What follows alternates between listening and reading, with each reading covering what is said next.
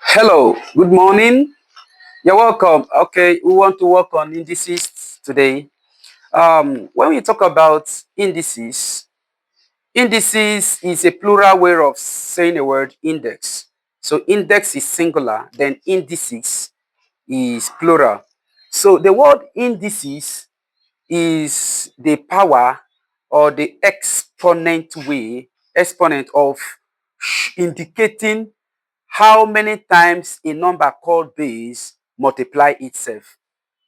Okay, now having said that, I mean, if I have a number like this, A, and I raise it to the power, let me say X, here I will say that this A is what? Is a base, where the A is base, then X is what? The power. So I will now say that this number A has been written in index form, okay, or in indices.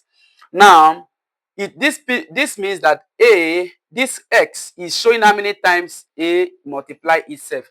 Let X be 3. Let us say, which means A raised to power 3. Okay. Now, this A raised to power 3 is showing how many times, this 3 is showing how many times A multiply itself. How will that be? Which is A times A times A. Okay.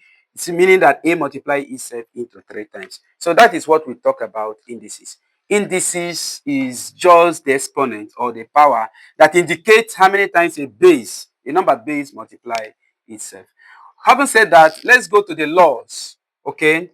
Now, we have laws of indices. In laws of indices, we can talk about, let's just talk about few. Number one, let's talk about multiplication law. So, multiplication law. In multiplication law, if I have A raised to power 3, a multiplication law says if a number is raised, if number of the same base is raised to a certain power, multiply themselves. If number of the same base raised to different powers or same power multiply themselves, then what do? We simplify them by adding the powers, which means it will be A raised to power 3 plus 4, right? It will give us A raised to power 7. So this is multiplication law of indices. Number two, we talk about division law. Division law. In division law, if a number is raised to the power of, let me say 5, divide by a constant number of same base raised to the power of 2. So in this law, because it is division, so we are going to subtract the powers, which means A raised to power 5 minus 2, okay, which will give us A raised to power 3. Here, we say A raised to power 4 plus. We added the power because it's multiplication. In division, we subtract the power, okay? So that's it. Now, number 3, we can talk about negative power law. In negative power law, it states that if any number is raised to a negative power, let me say x. So we simplify this by taking the reciprocal or the inverse of that base or the inverse of that number. What do I mean by inverse of A?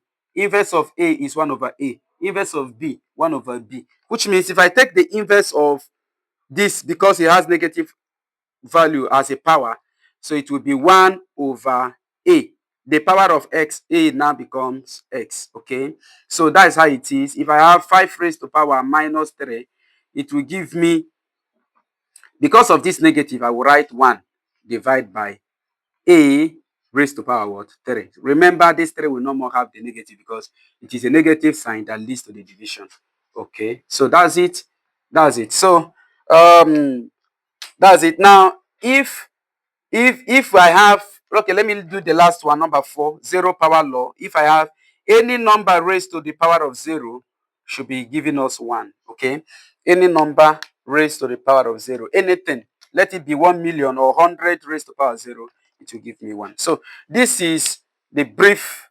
Okay, we'll continue in our next section. Please like this video. Thank you.